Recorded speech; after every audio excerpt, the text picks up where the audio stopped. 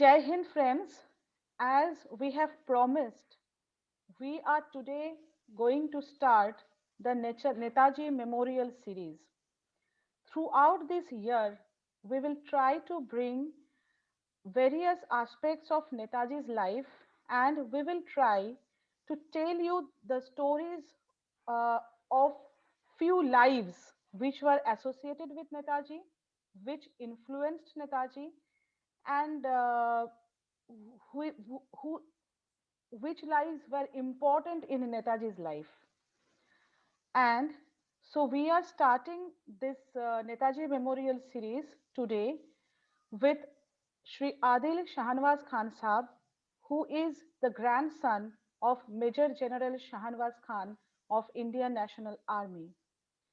As we all know that Major General Shahnawaz Khan Sahab was one of the three war heroes who faced the famous or unfamous Red Fort trial done by British. And today is the birthday of Major General Shahnawaz Khan Sahab.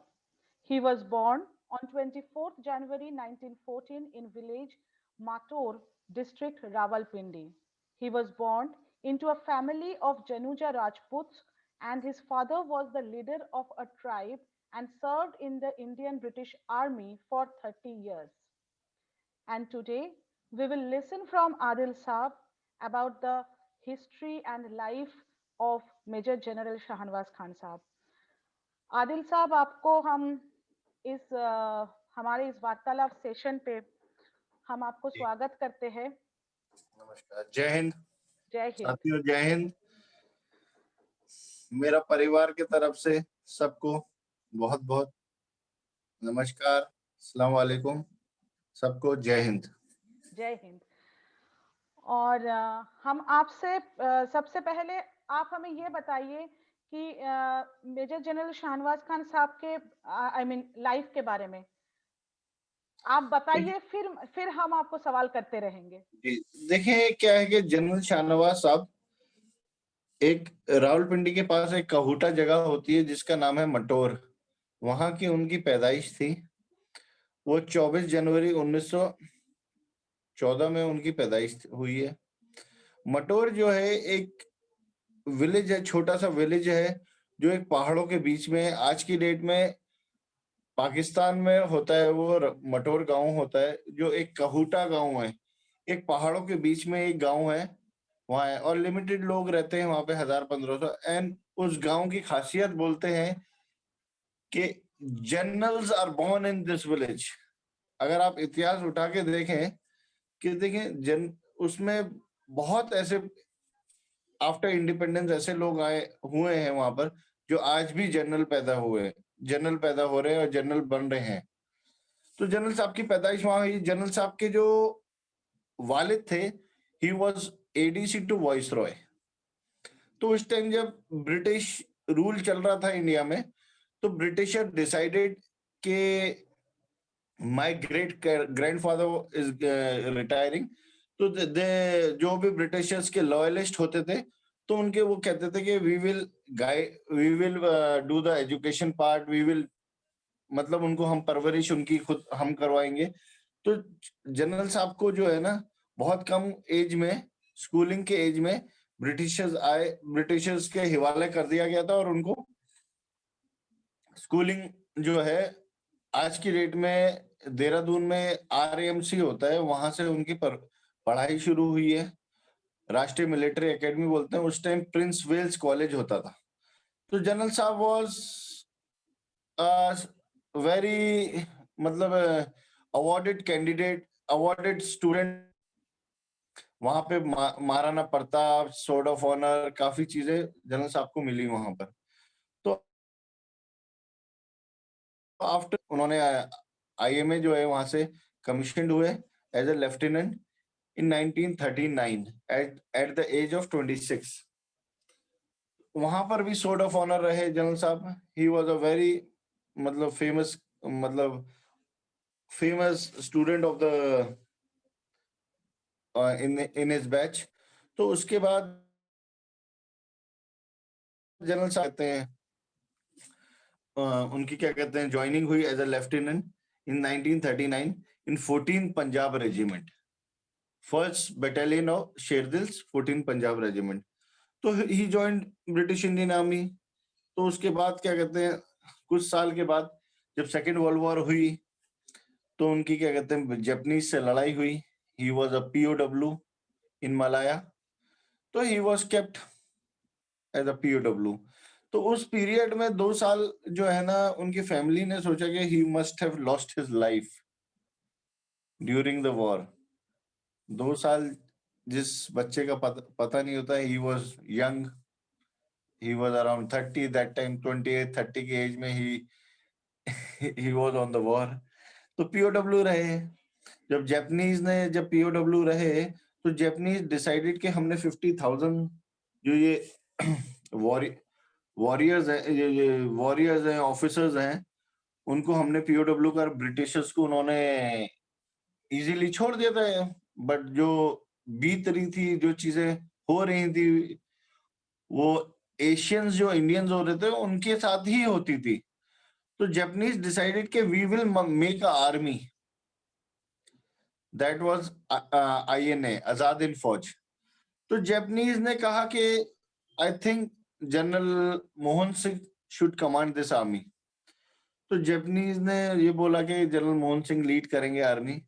General Mohan Singh was batchmate of general Shahnawaz, from same batch, from RMC and IMA।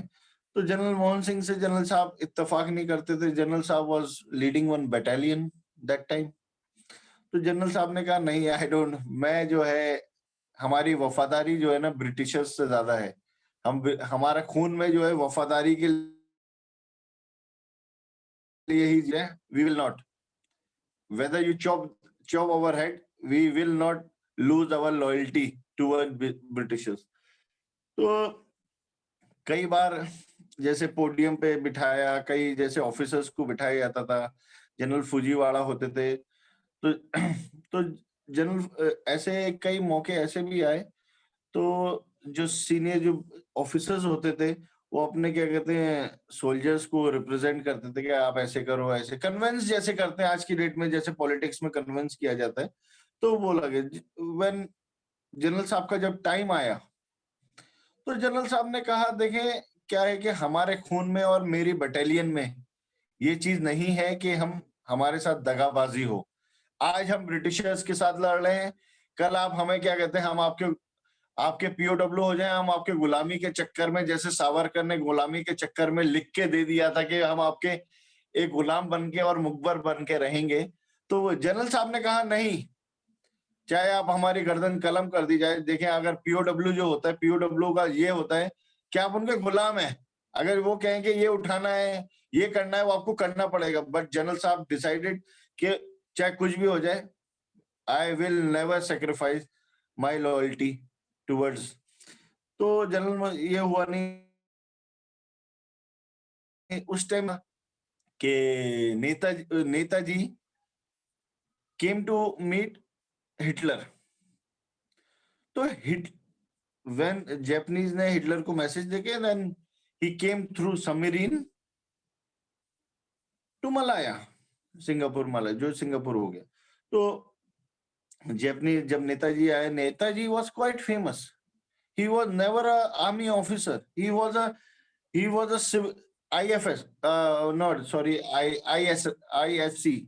He was ISC. So Netaji was he has completed his studies in civil officer, जो जैसे आज की date में जो IAS होते हैं, he was a very well qualified थे। Even क्या कहते हैं, he was associated with political parties also. He was a president of Congress होता है, and he was quite famous in India that period। तो जब नेता और सारे सोल्जर्स ने, सब लोगों ने नेताजी के बारे में सुना था ही, ऐसा नहीं था कि नेताजी के बारे में नहीं सुना था, एवरीबॉडी न्यू नेताजी। तो लेकिन जब भी जनरल साहब के दिमाग में ये रहा, अगेन हमारे साथ क्या कहते हैं, हमें यूज करके क्या कहते हैं, हमें निकाल दिया जाए या फेंक दिया जाए, यूज कर, क्यों हम यूज हों, you should chop over head. एक लॉयल्टी थी। तो जनरल साहब ने नेताजी के साथ जो जब आए, नेताजी का भाषण सुना, he decided somewhere कि I will join नेताजी। तो कुछ दिन तक जनरल साहब ने नेताजी को जो है, नेताजी के साथ जो काम किया, थोड़ा ऐसा मतलब डिटेक्टिव के कि हमारे साथ कहीं धोखा नहीं हो रहा है, समझ रहे हैं आप। तो नेताजी जब धोखे वाली बात हुई, तो जब उन्होंने देखा, क्या कहते हैं, Netaji loyal to our motherland, तो देन ही डिसाइडेड के whoever will come in front of me in this war, because General साहब की फैमिली उनकी फैमिली से एक हिस्ट्री है, they are born to be an warriors. Janjua Rajput families में एक हिस्ट्री चलती आई है, they are always been into army. तो उन्होंने यही डिसाइड किया कि for my motherland I will shoot that person, I will chop that head. In fact, General Saab real brother was fighting from British Army when he joined Netaji. So he shot his brother during the war. He shot his brother in his leg. तो उन्होंने कहा, I will sacrifice everything. I will sacrifice everything for my motherland. And that's why he fought for motherland. He was loyal to motherland.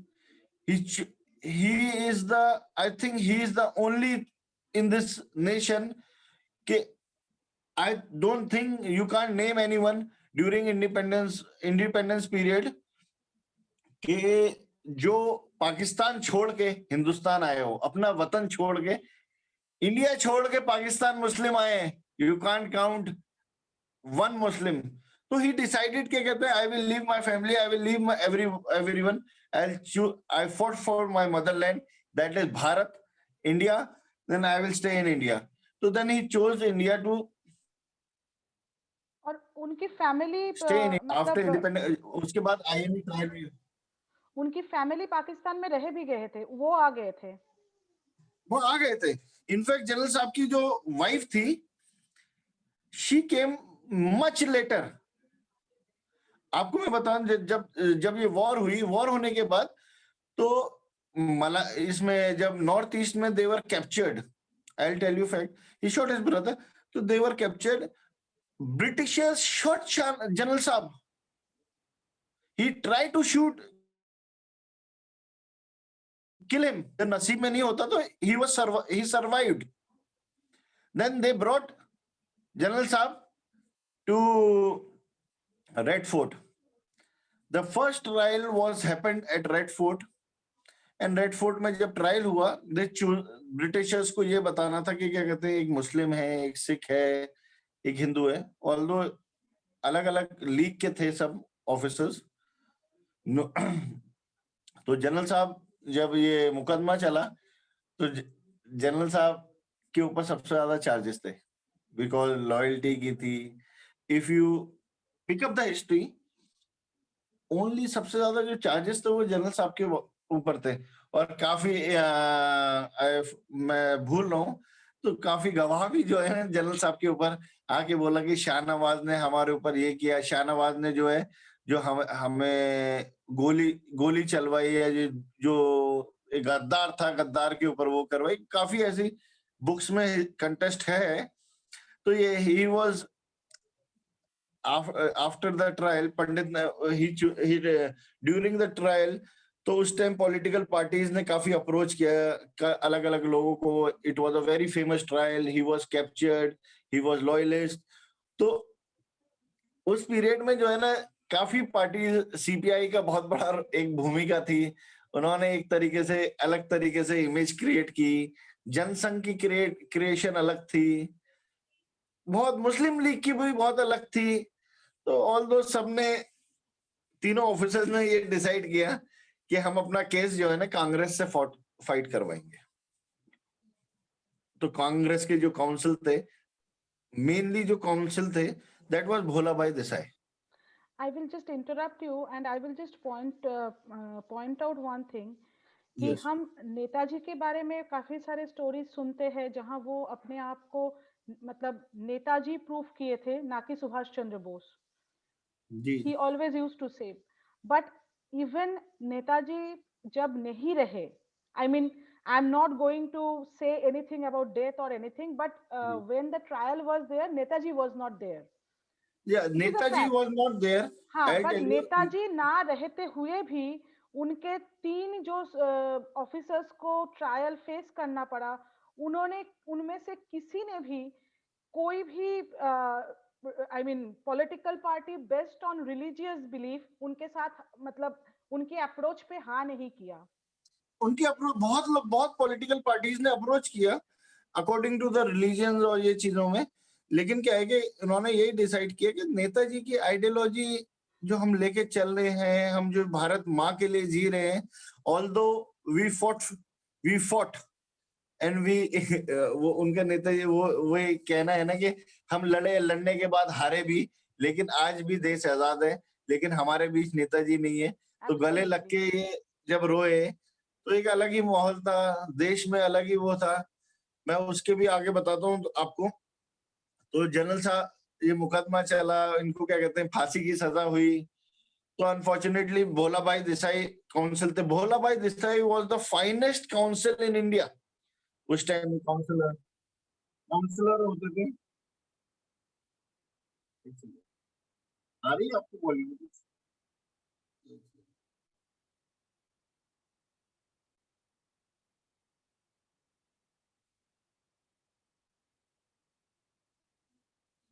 जी, तो जो finest council थे जो भोला भाई देसाई, उनके साथ के एन काटजू होते थे, आसफ अली थे। Later Pandit Nehru join this council of क्या कहते हैं एडवोकेट्स। तो व्हेन एक सच्चाई ये है कि देखें लेटर पंडित जी एंटर। तो जब पंडित जी को पता लगा this trial is happening so famous, तो Pandit ji was also a lawyer. तो when Pandit ji came to that court room, he was without coat unfortunately. तो Britishers just asked, who are you, why you came? He said Pandit Nehru, please out. So first they don't entertain Pandit ji. Later Pandit ji came with Bola by Desai with the gown and all. तो पंडित जी का भी इसमें काफी बड़ा योगदान है। इसमें देखें आजादी के मूवमेंट में और हिंदुस्तान में पंडित जी का भी बहुत बड़ा योगदान है, नेताजी का बहुत बड़ा योगदान है, सबका देखें योगदान है। ऐसे आप किसी की सेक्रीफाइसेस को यू कांट से दिस क्या कहते हैं कि nobody has done anything for this nation. तो जब उस दौरान में ना ये नारा लगता था, लाल किले से आई आवाज डिलन साइकिल शाहनवाज, लाल किले को तोड़ दो डिलन साइकिल शाहनवाज को छोड़ दो। तो उस पीरियड में ना जैसे आपने पीछे हमारे कुछ साल पहले अन्ना हजारे मूवमेंट हुआ था, बोलते बहुत बड़ा था।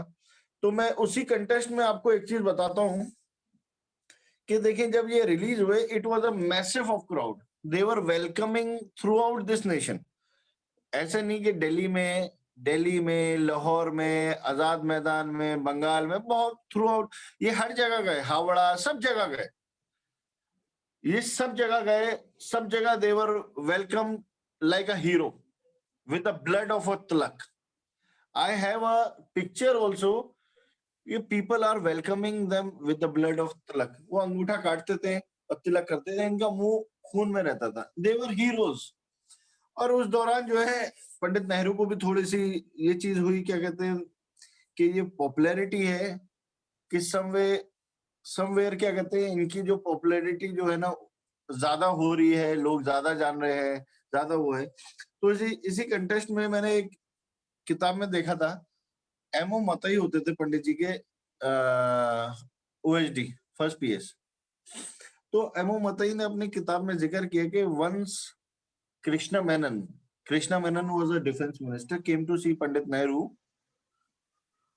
Then they had a discussion with Krishna Menon. Krishna Menon told nobody has gathered bigger crowd than Pandit Nehru in this nowadays. So M.O. Matai ne bola, see, now I'll tell you, see, there is only one person who has gathered bigger crowd than Pandit Nehru in passing phenomenal. Now he is a minister in our government. And उन्होंने पूछा, who is this guy? Who is this person? तो M O Mathai ने कहा कि there is one person is called his name is Shahnawaz. उसने कहा हाँ। तो वो भी शॉक हो गए थे कि पंडित नेहरू से भी बड़ा क्राउड गैदर जो वेलकम हुआ after releasing from Red Fort. तो उस पीरियड में nobody can compare that. And इनके कुर्बानी और इनकी उस पीरियड में जब ये हुआ when they released 3 of them from Red Fort, तो रॉयल नेवी रिवोल्ट भी हुआ था बॉम्बे में। तो उसी की वजह से they decided to leave the nation. That was the last revolution. अगर सच्चाई, अगर इतिहास उठा के देखें तो rather जब they have to release them.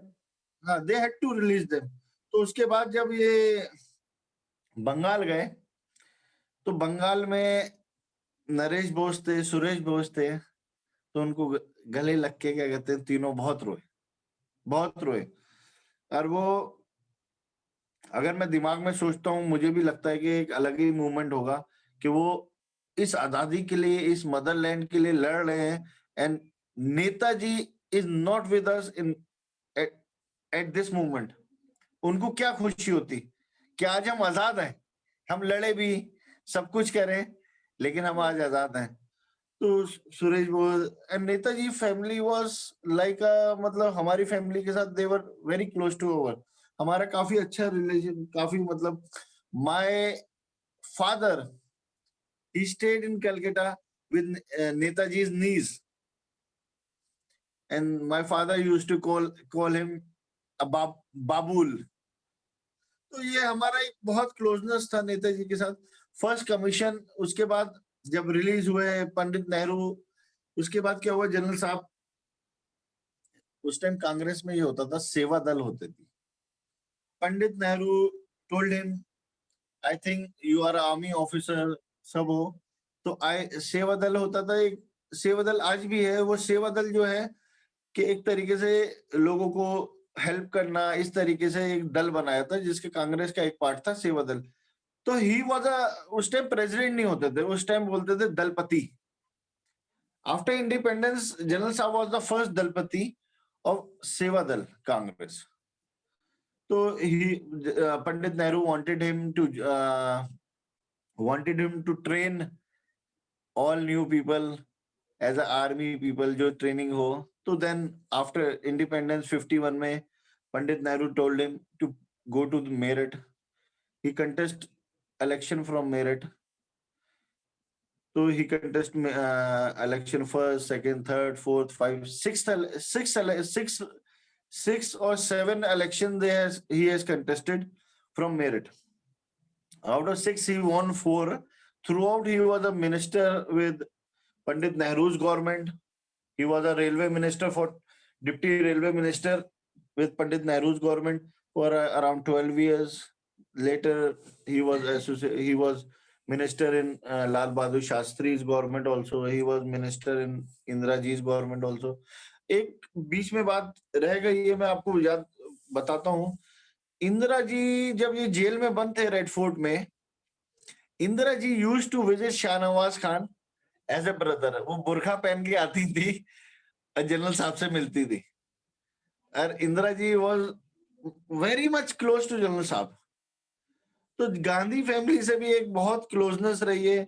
When ever after क्या कहते हैं, when he was a council of minister, Indira ji जो कोठी में सफदरजंग में रहते थे, he was Indira ji was at one Safdarjung, third Safdarjung general साहब की थी, मतलब एक दीवार का वो था। He was very close. Indira ji बहुत इज्जत, राजीव जी बहुत इज्जत करते थे इंदिरा जी जनरल साहब की। मुझे अपने घर में बताते हैं कि कभी हम अगर जनरल साहब को एआईसीसी ऑफिस ले गए, तो अगर राजीव जी ऑफिस में बैठे हुए थे तो वो ये कहते हैं, जनरल साहब आप यहाँ बैठिए। और Rajiv Gandhi joint Congress under General Shahnawaz in Sevadal. I have a picture where Rajiv ji is driving jeep. Indira ji and General Saab are honoring Sevadal with the salute. तो ये क्लोजनेस रही है। राजीव जी ने बहुत सीखा जनरल साहब से। काफी मिनिस्टर्स बहुत क्लोज थे जनरल साहब से। एंड उस टाइम में मुस्लिम लीडर्स भी क्या कहते हैं, मौलाना आजाद के बाद जनरल साहब थे, कम ही लोग थे, तो काफी काम किया, काफी चीजें करी। 83 में unfortunately he died. Rajiv ji wanted General साहब टू मेक अ प्रेसिडेंट और गवर्नर। जनरल साहब ने 80 का इलेक्शन कंटेस्ट नहीं किया, तो राजीव गांधी वांटेड हिम कि I wanted to see general sahab as a president of India और गवर्नर। जब लास्ट उनको अटैक हुआ तो राजीव जी कॉल्ड हिम कि जनरल साहब आप दिल्ली आ जाइए। तो he was at his farm, तो he told I am coming. तो रास्ते में उनको अटैक हुआ, तो वो राजीव गांधी, देखिए एक फैमिली की क्लोजनेस की मैं आपको बात बताता हूँ। He died in Meerut, which is away 70 or 80 kilometers away from Delhi. Meerut में people has decided this, क्या कहते हैं, we will bury Shahnawaz in Meerut. और कहते थे कि देखिए मेरठ की इज्जत है, मेरठ में काफी राइट्स भी हुए, आफ्टर इंडिया राइट्स हुए, काफी चीजें हुई, तो लोग रोते थे। अगर मेरे काफी ऐसे किस्से हैं कि क्या कहते हैं, जब लोगों को पता लगा कि जैसे रिक्शा से हम जनरल साहब के घर आए, तो उन्होंने बोला कि बहन जी आप रो क्यों रहे हैं, तो वो उन्होंने कहा जनरल साहब का इंतकाल हो गया। रिक्शे वाले भी रोने लगे थे। तो उनका एक पोलाइटनेस, हम्बलनेस बहुत ज्यादा था। आज भी मैं काफी लोगों से कहानियां सुनता हूँ कि जैसे कोई घर में, जैसे कभी बचपन में किसी ने उस टाइम में जनरल साहब के साथ मतलब घर में काम किया हो, तो वो यही बताते हैं कि वो ये देखते थे कि रात को आके कि इसको कहीं ठंड तो नहीं लग रही, इनको कोई दिक्कत तो नहीं है। रात को काफी एक पीरियड मेरठ में भी राइट्स का आया। राइट्स में काफी स्ट्रांगली उन्होंने क्या कहते हैं मेरठ के साथ साथ दिया, काफी कम्युनिटी का काफी साथ दिया, बहुत चीजें देखें। उसके बाद आहिस्ता आहिस्ता पोलराइजेशन बढ़ गया, काफी चीजें बढ़ गई, तो ये चीजें हुई। एक चीज बीच में वो भी मैं भूल गया पार्ट, जब रिलीज हुए रेड फोर्ट में उस टाइम नौकाली का राइट्स भी हुए थे। Yes, yes. तो नौकाली के राइट्स में for a peace and harmony, Mahatma Gandhi decided to take General Shahnawaz along with Khan Abdul Ghaffar Khan to Naukali for the peace. तो काफी जगह रिलीज होने के बाद महात्मा गांधी से भी काफी एक क्लोजनेस थी, एंड काफी मतलब काम किया देश के लिए। एंड ही, मुझे इस चीज की खुशी है कि जनरल साहब fought for this nation and he is buried in India. That वो सबसे He अच्छी। wanted to live in India. That's why he came from Pakistan also. और जब ये नेताजी के साथ थे, बहादुर शाह जफर के क्या कहते हैं मजार पे जाके इन्होंने कसम खाई थी कि इस जफर की मिट्टी हम क्या कहते हैं भारत लेके ले जाएंगे। जाएंगे। तो ये भी बहुत पार्ट्स हैं जो हमने सुने। हम तो देखिए बच्चे थे, I was one when general साहब डाइड। तो बहुत पार्ट्स हैं, ये भी मैं हियर एंड से वाली कहानियां बता रहा हूँ आपको Absolutely. जो पढ़ी है। या मैं ये भी नहीं, जो मैंने अपने खानदान, अपने फैमिली से अडॉप्ट करी है, लोगों से अडॉप्ट करी है कहानियां, मैं वही आपको रिलेट कर रहा हूँ, ऑल्दो थोड़ी बहुत मैंने पढ़ी है। And today you देखिए, are wearing a cap of General Shanwaz Khan. This is not a general sahab cap, this is this is a kind of INA cap. Okay. तो ये मैं अपने साथ कभी कभी जैसे आईएनए कहीं फंक्शन या कुछ, तो generally I like to wear this. See, मैं ये नहीं कह सकता कि मैं शाहनवाज, देखिए हमारी खुश नसीबी है कि मैं शाहनवाज परिवार में हूँ, लेकिन Absolutely. मैं कभी शाहनवाज थोड़ी बन सकता हूँ। बिल्कुल। I can't. देखिए वो मेरे ग्रैंडफादर थे, he was a person for the nation है, वो देश के थे। मेरा कोई Absolutely. अधिकार नहीं है, देश का ज्यादा अधिकार है। True. बाय ब्लड ओनली क्या कहते हैं, I am just connected. I think he is for everyone, Very true. He is for everyone. तो वही चीजें हैं। अब रेड We फोर्ट का could कहते born हैं। in a free India just because of them. हाँ, एंड नेताजी की वही था ना कि व्हेन दे स्टार्टेड दिस नारा विद चलो Delhi, he said I want my generation not to be slave, I want my Absolutely generation to be a free man। And जब ये रेड फोर्ट से रिलीज हुए, जनरल साहब was the first person to hoist flag at Red Fort. This is also a history. true. Now nobody relate to this. आप यहाँ मैं एक अपनी पहले तीन प्रधानमंत्री ने जो अपनी रेड फोर्ट की 15 अगस्त की जो स्पीच जो बोली है, तो उन्होंने डिल्लन सहगल शाहनवाज लाल किले से आई आवाज। आज प्रधानमंत्री मोदी जी ने उनके मेमोरियल पे ये लिख दिया कि क्या है, हिंदुस्तान की एक ही आवाज, कुछ ऐसे ही थी। एंड हाँ Dhillon Sehgal actually Shahnawaz in the Red अब Fort मुहावरा भी actually सही it नहीं has लिख changed. सकते। आप वो आइडियोलॉजी क्या फॉलो करेंगे? आप एक स्लोगन सही नहीं लिख सकते इतिहास का, तो आप वो आइडियोलॉजी इतिहास की कैसे फॉलो कर पाएंगे? True. एंड कहते हैं कि इन्होंने मोदी जी ने बहुत किया, ये किया, फ्लैग होस्ट किया। इतिहास में बहुत चीजें हुई हैं। ऐसे इंदिरा गांधी ने तामपत्र भी दिया है फ्रीडम फाइटर्स को। इतिहास में ये भी हुआ है कि ये जो म्यूजियम बना है, उस टाइम शंकर दयाल शर्मा ने इनॉग्रेट कर दिया था। यू कांट से दिस, क्या कहते हैं कि I have done everything. And in everybody has 1968, there and in own contribution. 1968 probably it was celebrated in Red Fort also. Yes. Kiyani साहब और हबीब साहब भी आए थे पाकिस्तान से जी 1968 में जो सेलिब्रेशन जी हुआ था। जी। Field marshal Ayub Khan was batchmate of general sahab in British Indian army in 14th Punjab regiment. This is also. तो उसके बाद क्या कहते हैं, after independence he fought for here for contested election from merit, then he was a throughout minister। तो वही 83 में he died। And मुझे आज भी याद है, I have his passport, if you pause for some time I can show you his passport। he Yeah, went sure. In he the went meantime, to I will Adil साहब, मैं आपसे एक बात पूछ लेती हूँ। जो किताब के कुछ पार्ट आपने मुझसे आज शेयर किया है, इसके राइटर कौन है? देखिए, इनके राइटर एक उस टाइम में जर्नलिस्ट होते थे, प्रबोध चंद्र। ओके। और वो बाद में दिल्ली में जब उस टाइम चीफ मिनिस्टर नहीं होते थे, काउंसलर्स होते थे। he was counselor from Congress party and he okay. was that independence period में he was covering and he was a writer also, journalist। तो उन्होंने कवर किया। सो आप एक काम कीजिए, आप वीडियो पॉज करके पासपोर्ट ले आइए। तब तक आप मैं पॉज आपके कुछ पास चीजें होगा, मैं पढ़ आप के करिए, मैं सुना आपको देती हूँ। पासपोर्ट दिखाता हूँ। Sure. In his book, the journalist was asking Major General Shanwaz Khan Saab that when did you meet Netaji first? And Shahnawaz Khan answered, on July 2, 1943, I met him in Singapore at the aerodrome to which I had gone to receive him when he came from Germany. It was a formal meeting. He inspected the guard of honor and addressed us for a while.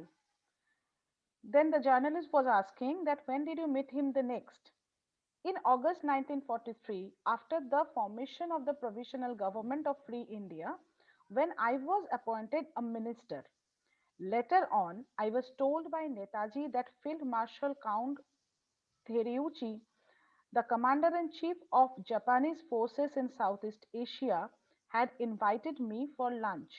Netaji, Captain Lakshmi, and myself went to Count Terauchi's bungalow. And in this book also, what actually Adil Saab told us that in the beginning, uh, Major General Shanwaz Khan, as he was very much loyal to the British forces and was doubtful about the destiny of Indian National Army or something, uh, he explained that the same thing to the journalist Pravat Chand, and he told that When I first met Bose, I started observing him as closely as a detective. I used to watch his movement, his gestures with the same care and assiduity as a doctor in the laboratory looks through his microscope at the tiny plate on which rests a drop of blood. I watched him for days and days and days. To my supreme satisfaction, I found that there was no trace of severity and not a shadow of inferiority complex in a single gesture of his. He would never bow to a Japanese, no matter how high a dignitary he might be. He was always calm and resolved. There was determination in the straight line of his lips. There was sincerity sparkling in his eyes. And finally, there was faith written in invisible letters in the furrows of his forehead. That's how General Shahnwaz Khan described Netaji. And what was that ji. faith? It was his faith that India would be free. It was his faith that Indians were brave soldiers. It was his faith that from the Indians in the Far East, he could raise an army which would shed their last drop of blood to free India. And finally, it was his faith that a strong Indian national army would march to his noble goal without the help of any outside power. When I saw all these things which I had been longing to see, instantaneously I decided to offer myself to Netaji, my body and my soul. I realized that there was no greater honor for an Indian than to march under the banner of a man like Netaji, and further, that there was no loftier ideal in life than rescue 400 millions from the iron heel of British imperialism. So that's how General Shahnwaz Khan described Netaji. Adil Saab. जी, देखिए मैं पहले आपको ये share करता हूँ. After releasing from Red Fort, this is actual photograph. This is a Calcutta. Can you see? Yes, yes, yes, is it visible? yes, yes, yes. ये देखें, इसमें क्या है कि देखें वो पहना रखा है, क्या नाम है इसका, फूल. फूल और वेलकम. नेताजी के ब्रदर इज ऑल्सो देयर. ये पिक्चर्स थे कुछ, जैसे ये पिक्चर्स हैं ऑन द डाइस. तो ये देखें,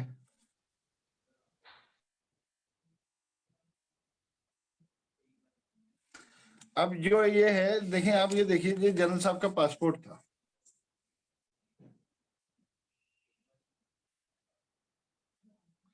तो last he went to last trip of his life, he went to this US UK for a documentary in 19, you can see, in 1983. तो जब बीबीसी लाइब्रेरी, बीबीसी की डॉक्यूमेंट्री थी, उसके लिए गए थे. मुझे ये आज भी याद है. देखें, मुझे इसलिए याद है because he came on 7th of October 1983. He specially came from London because my birthday is on 11th. He wanted to celebrate my first birthday, so he came to India. Okay. And this passport is very special to me because Absolutely. this is my grandfather, and the thing I can see, importance रहती है, करीबी रहती है. Even my grandmother was also very close to me, and I was the only grandchild who was around with General साहब. काफी चीजें हैं, काफी कहानियां बताते हैं. He always used to take me everywhere in a meeting also, many places. तो यही चीजें हैं. Rest, you can ask me anything, whatever you feel like regarding General Saab or Netaji. What I know, I can just tell you. I will ask you, but let me read few lines from the book of General Shahnawaz Khan, INA and its Netaji. Yeah. It is actually like a textbook for me. Ji. The book written by Major General Shahnawaz Khan, book written by Abid Hassan Saab, because when we are planning for this memorial series, Adil साहब, जी जी हमारे मन में ये था कि हम नेताजी का जो काम है, उनकी जो थॉट्स है, we will spread that. जी जी So, and for that, I mean, the writings by Major General Shahnawaz Khan, the writing by Abid Hassan Saab, S.A. Ayar Saab, these are actually the treasures where we can find the thoughts of Netaji, what Netaji wanted to see in the future generations of Indians. Netaji wanted के हमें देश को क्या कहते हैं कुछ साल तक ब्रिटिश उसमें आर्मी रूल में रखना है Hmm. फॉर डिसिप्लिन So बहुत the ऐसी first चीजें chapter of his book, actually, the first chapter is on Netaji only. जी जी And in the he was very close to Netaji yes, General साहब he was very close to Netaji and Netaji was very close to General साहब and in the and he's starting like this. It is indeed a very difficult task, may almost an impossible one for a humble person like myself to attempt to depict a true picture of Netaji, who would certainly go down in history as one of the greatest men India has ever produced. I have been asked by several friends to give a true picture of Netaji as I saw him. The attempt I am making would probably be unworthy of the glory of my great leader. मैं यहाँ एक बात कहना चाहती हूँ आदिल साहब, जी जी आज actually एक मुझे मैसेज मिला है जिसमें धिलन साहब ने जो जैसे उनको नेताजी को डिस्क्राइब किया था, he is actually saying the same thing कि जी हमारे लिए नेताजी को डिस्क्राइब करना कि एक पहाड़ के नीचे खड़े होकर पहाड़ पहाड़ के बारे में बताने जैसे है. जी जी The same thing we are finding in the book by General Saab also. Ji ji I must frankly confess that from the moment I came into personal contact with him, he exercised a strange influence over me. Even now, I do not know in what proportion the man, the soldier, and the statesman in him were blended. At home, the man in him seemed to dominate. At the front and in the midst of his troop, the soldier in him shone in splendid glory, and in the councils and conferences, and at his desk as head of the state of the provisional government of Azad Hind, his brilliant statesmanship made a profound impression on one and all of us. So, this book is really a gold mine to know the days of because, INA. I'll tell you whoever was with Netaji, that is the relevant book. Nowadays, everyone is writing on Netaji, about Netaji as a Gumnami Baba. This is all Yes, irrelevant things. absolutely. No, In fact, actually, Adil sir, these are all the speculative books. These are all on. I mean, uh, there we won't find Netaji's thoughts and his work and his vision. That is more ji important. And those things can only be found in the books written by the people who were associated with him, ji ji like General Saab, like Abid Hassan. They could only portray the real Netaji in front of us. yes, they can only tell the history how things generally started, Absolutely. how they fought. There were millions of lies. There are thousands of people who were killed in Yes. forest, and they fought. And it was a difficult time. It was a rainy period, Yes, absolutely.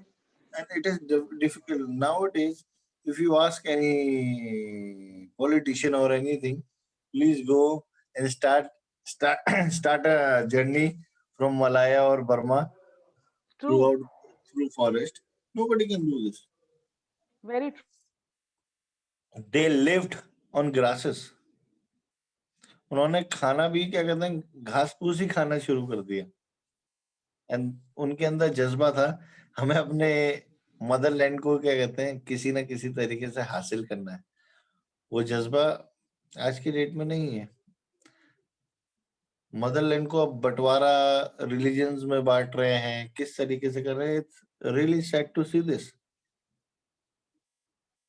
True. It's really, if you see our forefather contribution and you read it, and now if you see this, मतलब जिस तरीके का माहौल है, you will cry. Yes, and this You will be in junction, tears. I mean, this junction of time, we probably need more to know about Netaji and INA. नहीं वही बात है. देखें क्या है कि हम नेताजी के बारे में, हमारे जितने भी फ्रीडम स्ट्रगल मूवमेंट वाले हैं, जो टाइम उन्होंने फेस किया है, whether it is Bhagat Singh or whether it is Mangal Pandey, whether it is Ashfaq Ullah Khan, whether it is Mahatma Gandhi, everyone has faced a difficult period. Even I am saying Savarkar was also a freedom fighter. Before going to jail, he was a good freedom fighter. After coming from jail, his ideology and his thoughts were changed. तो ये फर्क होता है. चीजें हैं, हर किसी की contribution है. हम ये नहीं कह रहे कि आज उनकी कंट्रीब्यूशन नहीं है, लेकिन कंट्रीब्यूशन होती है जब ये एक आगे देश बनता है. कंट्रीब्यूशन से ही आगे मुल्क बन सकता है. अब ये थोड़ी कि आप रिलीजन्स में आप इस मुल्क को बांटना शुरू कर दें. It's heart breaking and you will be in tears if you read contributions of our forefathers. That really within down the line he in 6 years you have made our country's image, country's situation in so critically so bad. Nowadays you can't face anyone anymore. मतलब आप किसी से अच्छी तरीके से दोस्ती नहीं कर सकते हैं. या nowadays whoever have a thought of right wing and left wing, they can't stand each other. This is the situation. Absolutely. It's really right. मैं आपको एक बात आप भारत बताती माँ, हूँ, ये जय हिंद और वंदे मातरम और आज नेशनलिस्ट की बात करते हैं, ये हमारे खून में है. ये हमने क्या कहते हैं Exactly. कैसे बताएं खून. आज आप नेशनलिस्ट की बात कर रहे हैं. आप if you go and read your forefathers nationalism, अगर ये रीड करें, जिनको ये फॉलो करते हैं, उनकी नेशनलिज्म क्या बोलूं मैं. बोलने के अब बोलेंगे कि उनको गंदा कह रहे हैं. हम गंदे भी अल्फाज उनके लिए बोलने भी अच्छा नहीं है. Okay, so I mean, let us be confined in the life of General साहब, जी. ताकि हम सिर्फ ये बताएंगे कि उन लोगों ने क्या किया था, ताकि लोगों को सही और गलत का अपने आप पता चल जाए. देखिए वक्त है, टाइम है, सब कुछ पता लग जाता है. देखें सच्चाई कभी नहीं छुप सकती और कभी मिट भी नहीं सकती. Absolutely. सच्चाई. जैसे आपने कहा कि I mean, as having some sense of insecurity, Jawaharlal Nehru himself also tried to ignore the history at that time. That was a passing phenomenon. That was also part. There are so many things, आज हम लोगों को पता है. But Pandit Nehru, मैं ये कहता हूँ, पंडित नेहरू ने इस देश का माहौल तो नहीं खराब किया था. He was running this nation according to Netaji's ideology only, na? I'm saying this. Whatever he has done bad, I'm not saying anything on that. But ideology should be followed. जिस तरीके से हमारे पुरखों ने उसको क्या कहते हैं सींचा है. You know, when अगर आप बाग भी बनाते हैं, उसमें एक किसान को कितनी मेहनत लगती है बनाने में, सींचने में, पानी दे और उसको पाल पोष के आपको खिलाने में. हमारे पुरखों ने इस देश की आजादी सींची है. आप Absolutely. हम इतने आसानी से बोल देते हैं कि हमारा झंडा लहरा रहा है। आप ये सोचें इस झंडे को लहराने में हमारे पुरखों ने कितनी लाशें और कितना खून बहा दिया सिर्फ इस झंडे को लहराने के चक्कर में। सिर्फ लहराना था। 26,000. It's really easy to see. There are lot many contributions. Absolutely. मैं ये चाहता हूँ कि अब हमारी जनरेशन, फ्यूचर जनरेशन फॉलो करे, एक ट्रुथ रहे उनके उसमें। रिलीजन्स जो होते हैं ये घर के लिए होते हैं। You should be friendly, helpful to each other. ये हमारे क्या कहते हैं हमारे क्या कहते हैं, देखें रिलीजन हम स्टडी करते हैं, लेकिन हमारे फोर फादर्स की जो हिस्ट्री है that is also religion to our nation True. And we can't forget that. जो हमारे फोर फादर्स की हिस्ट्री है उसको हम भूल के हम कुछ और एक रिलीजन थोपने लगेंगे लोगों पे, दैट इज हमारा what is our religion? Our religion is constitution. Yes. मैं अगर एक हिंदुस्तानी हूँ, मेरा रिलीजन श्री राम बोलना या जय श्री राम बोलना, ये बोलना रिलीजन नहीं। मेरा रिलीजन कॉन्स्टिट्यूशन है। भारत माँ की जय। हम भारत माँ Absolutely. के सच्चे सपूत हैं। तो ये चीजें बहुत इंपॉर्टेंट है। जो भी है हमारे पुरख जहाँ पे भी है अच्छी जगह है, अच्छा हुआ उन्होंने ये चीजें नहीं देखी। लेकिन True. हम फ्यूचर जनरेशन को मैं यही बोलूंगा कि इन चीजों का ख्याल रखना चाहिए। Absolutely. Regard we should regard our future, our freedom fighters. And that's why this is our small try to, I mean, to make awareness about the true history of our nation. Yes, yes. And Netaji's 125th anniversary year actually just gave us the chance to start our initiative, I will Yes. say. No, you are doing a wonderful job. And देखें जब आदमी शुरू करता है कोई काम, बड़ा छोटा सा लगता Absolutely. है, एंड आफ्टर सर्टेन टाइम वो एक सैलाब भी बन सकता है, समुंदर भी बन सकता है, बहुत बड़ा हो सकता है।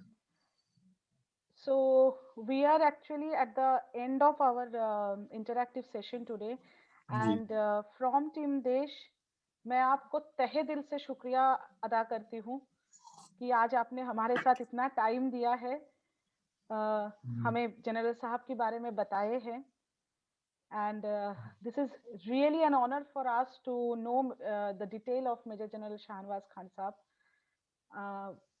A big thank you to you, Adil Saab. नहीं, जय हिंद। मैं जय आपको हिंद। सलूट करता हूँ आपके काम के लिए, आपके आगे हर चीज के लिए मैं आपके साथ हूँ। आप अच्छा काम करें, कहीं जरूरत हो मैं आपके साथ हर समय आपके साथ हूँ। Thank you so much. Jai ठीक Hind. है, जय हिंद।